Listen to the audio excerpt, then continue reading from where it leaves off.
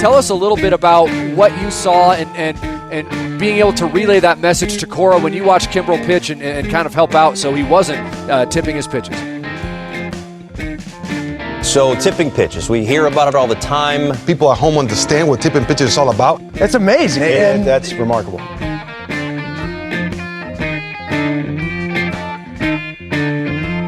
Alex, we have something just wildly different for the listeners today. Just unlike anything we've done in, I guess, like 7 years since the Backyard Baseball episode. We have not put this much effort into one single episode of a podcast. Alex Rodriguez himself joining us in the studio. No, this is an idea that we have been sort of kicking around over the last few months that we started talking about in the off season. And then we got scooped by some breaking news at the beginning of the season. Yeah, this came from. So today you're going to hear a fictional betting scandal, a podcast about a fictional betting scandal, which we are calling "There's Just Too Much Riding on This." This was an idea that you came up with in the off season when we were brainstorming episode ideas. Some that we could do in the off season, some that we could do over the course of the season, some that we could do in the subsequent off season. And of course, betting has been on the mind. Betting is something that we talk about all the time and partake in. This is not the episode to joke about that. I think that you and I have grown a smidge tired of having to say the same things about betting, the proliferation of betting, the expanse of betting, the dangers that come with it. And so we decided to try to approach this complex topic from a different angle. And that angle is that we have written a script for a fictional betting scandal to illustrate how something like this could play out in our minds, bringing in what we know about the ways that these various systems of power operate and the ways that the various people at the levers of those systems of power respond when things happen. So we've written a script, including news articles, Sports Center segments, fake quotes, fake GM statements, all the good stuff that you love when a real scandal happens. It's going to be here for you in this fictional betting scandal. Yes. So why emphasis on fictional? I'm going to say fictional as many times, and then I'm going to end this by reading like the literal. This is the fictitious, all persons fictitious disclaimer that they put at the end of movies. But like, why did you want to do this? What about this exercise before we jolt the listeners straight into it and it sounds nothing like a normal episode of Tipping Pitches? What about this idea was appealing to you? I just, as you mentioned, sports betting has kind of been on our minds in a somewhat, I think, latent fashion in the last couple of years, right? It's like it's everywhere and nowhere. You know, sports betting is impacting every part of our lives as fans.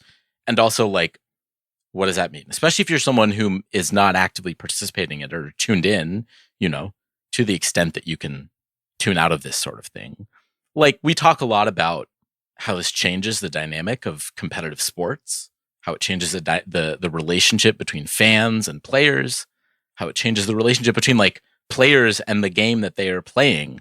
But a lot of that it's hard to really quantify what that means. And, you know, I like, it's a lot of like, I don't want to call it like doomsday talk, you know, but there's a lot of sort of anxiety around where sports move forward from here. And I think I was really interested in sort of exploring what would happen if those anxieties came to fruition, right? What would it look like if that worst case scenario came to pass? And what would that fallout look like? And what would it mean for us as fans talking about this, thinking about it? How far would it reach? And so, and again, we started talking about this, like, I think a few weeks before the news around Ippei Mizuhara and Shohei Ohtani bubbled up, and we were undeterred, right? Because that was a very sort of specific and weird case, and I think we're still sort of interested in exploring what a wider reaching scandal might look like. One, yes, which I will note, baseball is no stranger to, throughout its long history, there are many of them. Mm-hmm. Two extremely famous ones. This, what you are about to hear, just as a quick primer, is not really like those scandals. It's not, to borrow a phrase that you use, technically really the worst case scenario. There are worse things that could happen. For example, like the Ippei Mizuhara Shohei Ohtani case. If it had turned out that Ohtani was placing all of those bets, that is legitimately the worst case scenario for Major League Baseball. We were less interested in that than we were interested in asking questions and then confusing people based on the results and the details and the answers. Because when this happens, and I say when this happens, because something like this is going to happen, we need to prepare ourselves for it. When this happens, it's going to feel more confusing and weird and hard to parse than the Black Sox scandal. That was like a pretty obvious thing that happened and a pretty obvious result from it. It's pretty cut and dry. I wasn't around, but the way that I understand it, it's like they fixed the World Series, they're banned for life. Done. It's over. I mean, I'm sure there are a lot of ancillary details that we don't remember 100 years on, just like there would be if something like what you're about to hear would happen. But again, we live in this world of this compartmentalized world where things are happening over here that no one knows about, and things are happening over there that no one knows about, and things are happening online, and things are happening underground. And it's just not quite we don't live in as tactile of a world. And so the betting scandal that we're going to get is going to feel very ephemeral. It's going to feel very hard to get your hands around. Yeah, I mean, it's easy to forget like sort of how nascent this industry still is, right? I mean, the rise of sports betting as we know it, this era, as many listeners may know, was sort of opened by the floodgates were opened by the Supreme Court ruling in 2018 that basically legalized it. And I think we're up to like 38 states that have legal sports betting, right? And so it's still growing. It's a $10 billion industry that I think even you and I are still kind of on a day-to-day basis trying to figure out the more pernicious ways in which it's, sort of worming into our consciousness and our experience of watching these games. And so to your point, like I think it's going to creep up on us in a manner that we are probably not expecting. That's going to make it hard to assign blame and even harder to prevent. Yes. Yeah. Yes, exactly. The part that we're leaving out here is that the real reason we're doing this is not because it's partially because we were really interested in this, but it's really just because like you're going away for 3 weeks and we need something to fill the feed. And we were like, yeah, we could do 2 parts of this. So you're going to hear today on this episode, you're going to hear the actual scandal, the fictitious scandal that we have written and performed for you. Next week on the feed, a week from now, you're going to hear a conversation with a friend of the show that we've invited on to come on and talk about this as if it were a real thing that happened, and talk about it the way that we would talk about it had it happened. How would it unfold? How would people react? How would the media react? What lessons would we learn from this, if any? How would the industry change? How would Major League Baseball change? How would the entire sports landscape change? So that next week is going to be a podcast conversation about a fictional podcast. And this week is going to be a fictional podcast. I hope everybody is willing to strap in. This is something that you and I care about. This is something that many of our listeners care about. I'm certain that people who listen to this podcast, many of them probably place sports wagers and can hold in their mind the idea that it's something that people can do for fun. It's a way that you can add enjoyment into the game.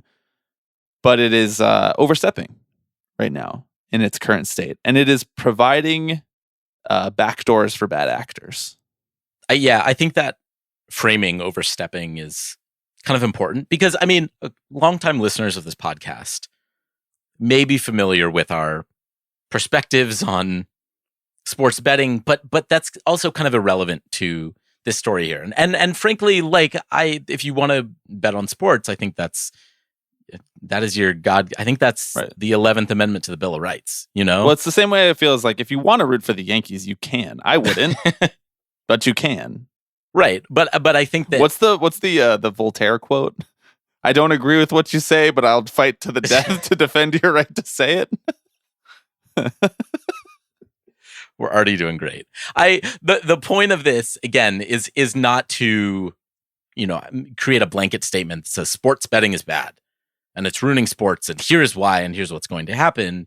It is meant to be an exploration of all the gray areas that this kind of industry brings up, and the ways in which we're about to have to grapple with these very soon, probably sooner, I think, than many of us are considering. All-time funniest thing that could happen would be if we got an actual real sports betting scandal in between these two episodes. Yeah. Wow, I'm actually hoping for that. Yeah. No. It's called a reverse jinx, Alex. Don't know if you've ever heard of it. Nicely done. Anything else that you want to note for our listeners before we get into it? I mean, I think the last thing I will just say before we embark on this narrative journey is I think the exercise of putting this story together got me thinking a lot about kind of who is left holding the bag in these situations. And when we talk about sports betting and its impact on the games that we watch, who are the ones who are actually bearing the brunt of a lot of these pains? I think it is often not the superstars, the Pete Roses, so to speak, of this world. It's often people who are maybe a little more vulnerable, maybe have a little bit more to lose. And I think you'll see that reflected a little bit in this story that we're going to share. But as we've gone through this exercise and just as these stories continue to dribble out, as they do, that's something I urge the listeners to keep in mind, and is something that I think I'm trying to remind myself daily, right? Is like, if you think it's bad for you, just think about the next guy down the line. What a kicking off point. Thanks for getting And with everybody that- really in the mood.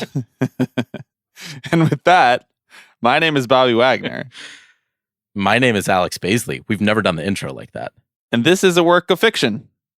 Unless otherwise indicated, all the names, characters, businesses, places, events, and incidents in this podcast are either the product of our imaginations or used in a fictitious manner. Any resemblance to actual persons living or dead, or actual events, is purely coincidental on this episode of Tipping Pitches.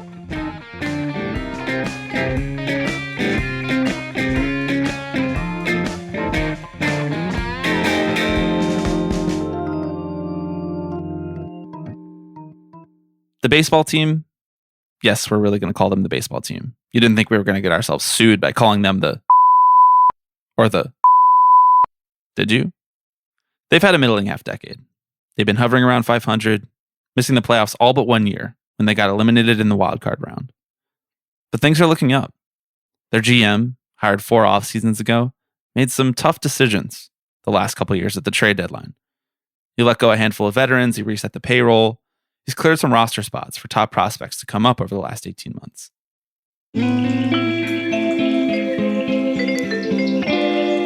Things aren't going perfectly this season. They never are. But it's the first time since the deep playoff run 10 years ago that the fans can see a clear picture of their team's next great core. It seemed like it happened fast, too. But that wasn't by accident. Their GM started his career in player development at an elite college baseball program. Not only does he have a leg up on scouting college talent, he enjoys the flexibility of a relatively gracious owner, whatever that means, who has empowered the GM to call up prospects early, and in many cases even offer early career extensions. After all, these guys were often 21 or 22 by the time they came into the org, so the sooner they can get to the show, the better.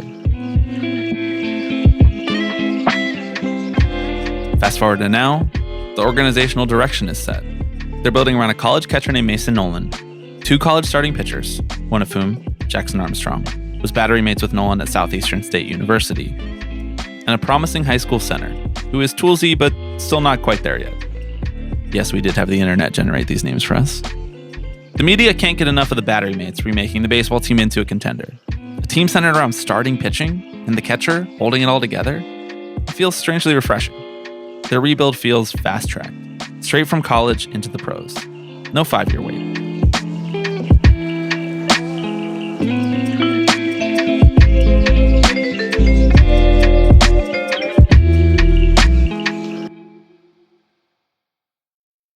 Major betting scandal unfolds in college baseball. Links to MLB players suspected.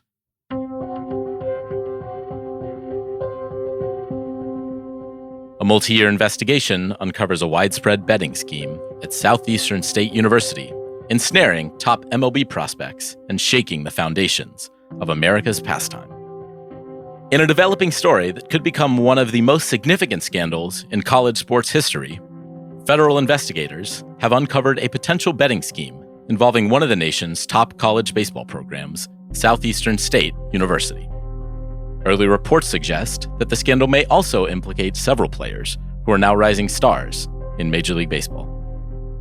According to sources, the investigation, spearheaded by the Federal Bureau of Investigation in cooperation with the NCAA, began quietly over a year ago following a tip from an insider at SSU's athletic department. The whistleblower, who has requested anonymity due to fear of retaliation, reportedly approached school officials with concerns about unusual activity surrounding the team's performance during the 2025 College World Series. The focus of the investigation appears to be a College World Series elimination game from 2 years ago, in which SSU suffered an unexpectedly heavy defeat. Authorities are examining whether the outcome of that game was manipulated through the involvement of coaching staff and players in an illegal betting operation. While no names have been officially released, insiders suggest that at least 2 players who are now in Major League Baseball could be involved. At least one player currently on SSU's roster is facing a lifetime ban from collegiate sports. Sources close to the investigation indicate that Player A and Player B, both of whom were identified in the investigation but are not yet being named publicly, were not aware of the betting scheme at the time, but may have become aware of it in the ensuing weeks and failed to bring it to the attention of NCAA officials. In exchange, they allegedly received financial incentives from the betting syndicate, funneled through intermediaries connected to the coaching staff. The implications of this scandal for Major League Baseball could be profound. Commissioner Rob Manfred has issued a statement expressing deep concern over the findings and has vowed to take decisive action. The integrity of our sport is paramount, the statement read.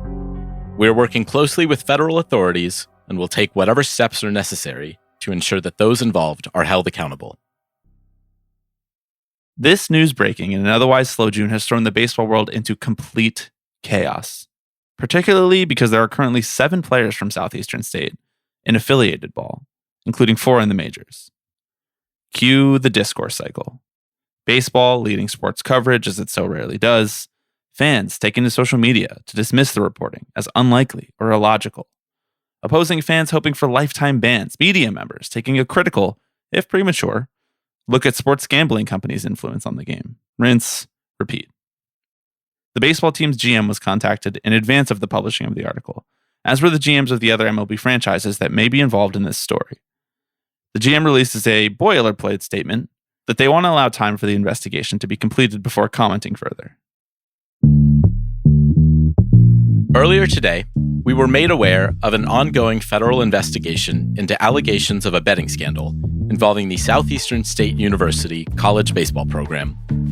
It has come to our attention that this investigation may involve one of our current players, who is a member of that college team at the time in question. The integrity of our sport is the foundation upon which everything else rests. We hold our players, coaches, and staff to the highest ethical standards, and any actions that undermine the trust of our fans is deeply concerning. We are committed to cooperating fully with federal authorities as they work to uncover the truth. As this is an ongoing investigation, we will not be making further comments at this time. Our focus remains on supporting our team on the field in their playoff race.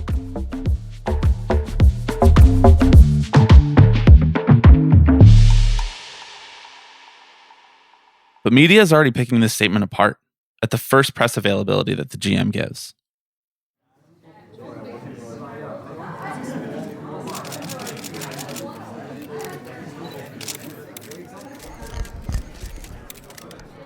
What is the timeline for the conclusion of the commissioner's investigation? The MLBPA has already implied that they will file a grievance over any unilateral decision made by Rob Manfred to suspend a player for betting while the player was not yet part of pro baseball. In your understanding, can these players even be suspended for this? Are questions around sports betting part of the routine scouting and draft evaluation process? Early reporting suggests that the FBI's investigation was launched after a tip from someone inside the SSU program. Was anyone in the organization warned about the players' involvement in this?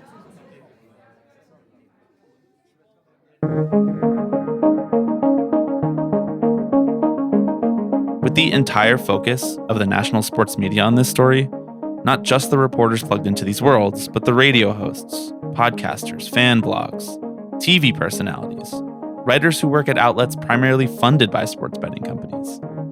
It becomes a maelstrom of conspiracy and half-truths. I heard that Armstrong intentionally tipped his pitches in the College World Series game, and Nolan helped the batters pick up on those tips. It was all the head coach who was in charge of the whole thing, and the players had no involvement. This was an ongoing rumor in college baseball circles. There's no way the organization didn't know anything about this when drafting these players.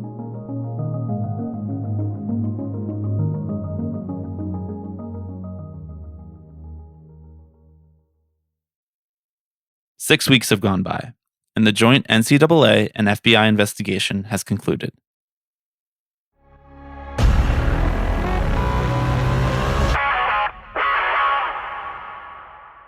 A new bombshell in the Southeastern State University betting scandal.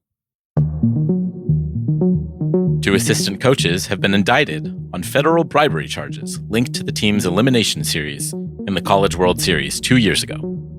ESPN can now confirm that the team's strength coach and pitching coach have been fired for their involvement, and the team's head coach has resigned in the wake of the news. Sources within the FBI have confirmed anonymously that Jackson Armstrong and Mason Nolan, now teammates at the professional level with the baseball team, were not the center of the scheme, but were paid in exchange for their silence. Both were named as people of interest after an anonymous whistleblower within SSU came forward with allegations that their blowout elimination loss in the 2025 College World Series was orchestrated by a sports gambling syndicate. The syndicate made their approach through the team's strength coach, who enlisted the help of the pitching coach to devise a scheme to give away the team's pitching signs and locations in exchange for payments of $50,000 and forgiveness of debts accumulated with the gambling syndicate. Members of the program at Southeastern State University started to raise concerns when the team's strength coach was said to be bragging about a number of winning bets he placed on various sports in the aftermath of receiving his payment. Sources say the gambling syndicate then approached Armstrong and Nolan, who were, at the time, the unwitting victims of the pitching sign scheme the strength coach and pitching coach developed, and offered to pay them an unknown amount in exchange for their silence on mounting rumors. Both players, who had already declared for the draft, accepted the payments.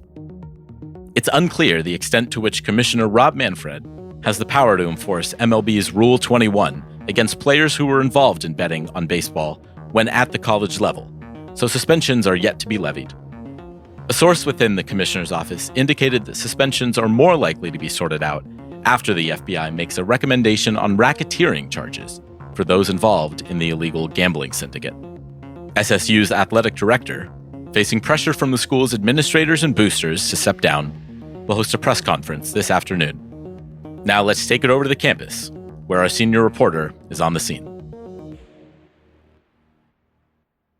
The conclusion of the FBI's report sends shockwaves across the sports landscape.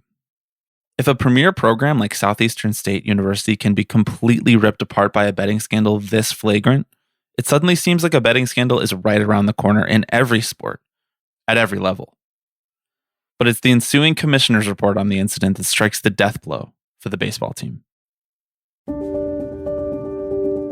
Manfred's report reveals that at least 2 scouts, one roving hitting coach, and the assistant GM of the baseball team had knowledge of Armstrong and Nolan's involvement in the cover-up of this story. The same anonymous whistleblower, who eventually went to the FBI, had come to the baseball team during the draft process and was rebuffed. After repeated attempts to communicate the scope and the severity of the gambling syndicate's influence over Southeastern State University and the players involved, the whistleblower finally made contact with 2 baseball team scouts and revealed that they were worried that Armstrong and Nolan had been compromised by this scandal. Though at the time, the whistleblower did not know about the anonymous payments, whether the players were principally involved or whether they were involved against their will. Upon finding out about how serious this scandal had become, the 2 scouts enlisted the support of the team's roving hitting coach to raise the story up the chain to the assistant GM. After hearing the details, incomplete though they were at the time, the baseball team's assistant GM killed the story and told the scouts and coach to stop pursuing it, saying, quote, "If it happened before they were part of our organization, there's no sense in drudging it up and making it seem like it was our fault. These players are going to be in the majors soon. There's just too much riding on this."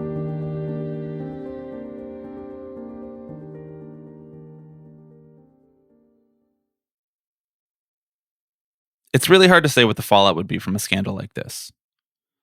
Certainly, there would be a dissolution of trust, the size of which we haven't seen in decades, if not a century.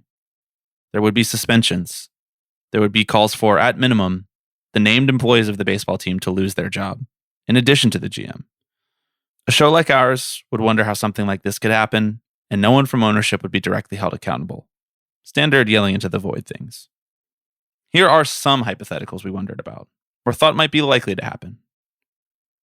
The assistant GM who squashed the story when the whistleblower came to the team, though he played a minor role in the events themselves, would be the first fired. The fall guy, so to speak. Not a very good movie. He would receive a minimum of a 1-year suspension, probably more likely in the 3 to 5 year range. Akin to the John Coppolella suspension in practice. The GM, though not directly implicated in the findings of any investigation or story in the media, would be fired for failing to have awareness of something like this going on in the organization. Would he get another job in baseball? Probably, but not for a few years at least. The league would get a soft mandate from the commissioner's office not to hire him back immediately, and GMs are always somewhat replaceable. As for the players, well, we went back and forth on this. Ultimately, I don't think they'd be formally suspended under Rule 21. They didn't place the bets. They didn't throw the game, at least not intentionally. And their impropriety occurred when they weren't under the jurisdiction of Major League Baseball. MLB would want to suspend them for betting, to make an example out of them. But their agents, the union, and whatever separate legal representation they acquire would fight it, tooth and nail. Rob would have a field day trying to pin this on a legal loophole, not so subtly implying it's the pesky union's fault for keeping them from being suspended. I do think MLB would end up suspending the players, though, on the grounds that racketeering charges, if they were to be brought forward, would violate Article 12, Section B of the Collective Bargaining Agreement, conduct detrimental or prejudicial to baseball, which reads, "Players may be disciplined for just cause for conduct that is materially detrimental or materially prejudicial to the best interests of baseball," capital B baseball, by the way, "including but not limited to engaging in conduct in violation of federal, state, or local law. The commissioner and a club shall not discipline a player for the same act or conduct under this provision. In cases of this type, a club may only discipline a player or take other adverse action against him when the commissioner refers the disciplinary decision to the club." Translated for those who don't often read CBAs in their free time, if you do something that embarrasses baseball, they can still suspend you. This coda is one long-winded way of saying this would be a disaster from top to bottom. I like to think that somewhere on 6th Avenue, the commissioner's office has a crisis PR plan developed for them by handsomely paid management consultants in the event of a scandal, mirroring the one we've laid out for you. It has a flow chart. If this happens, work from this prepared statement. If that happens, release a statement saying you need more time to investigate and come to your own conclusions. Delay, delay, delay. The PowerPoint, well, you know it's expertly written. It's color-coded, it's got a strong sans serif font, really expert shit. But when the rubber hits the road, do you trust them to put the plan into motion, make decisive action, and prevent the baseball world from unraveling?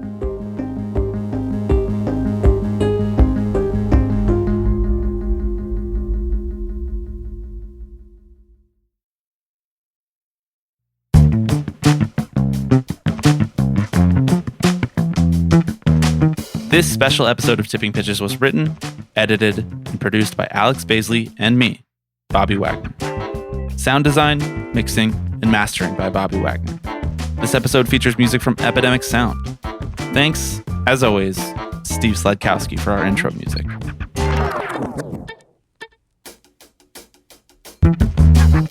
And thank you for listening. Tune in next week for part 2, where we invite friend of the show Bradford William Davis on to discuss the hypothetical fallout from something like this, and really just the wider landscape of betting in professional sports leagues right now. Bradford's great. It was a great conversation. We're really looking forward to you hearing it. We'll see you then.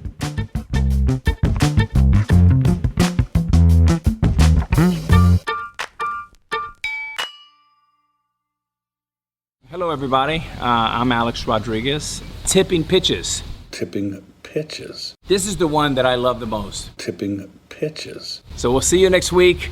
See ya! Should I do like my movie trailer voice? In a world where a multi-year investigation scandal uncovers a college baseball. Exactly. Do you want to do some accent work on this one? Yeah. British GM. British GM. I'm doing my newscaster read, you know? Yeah, you're like Walter Cronkite. Well, us both trying to think of newscasters. I'm like We got Brian Wilson? No. We got a regular Walter Cronkite on our hands here. Sources within the FBI have confirmed anonymously. You should do it transatlantic. A new bombshell, you see, in the Southeastern State University betting scandal.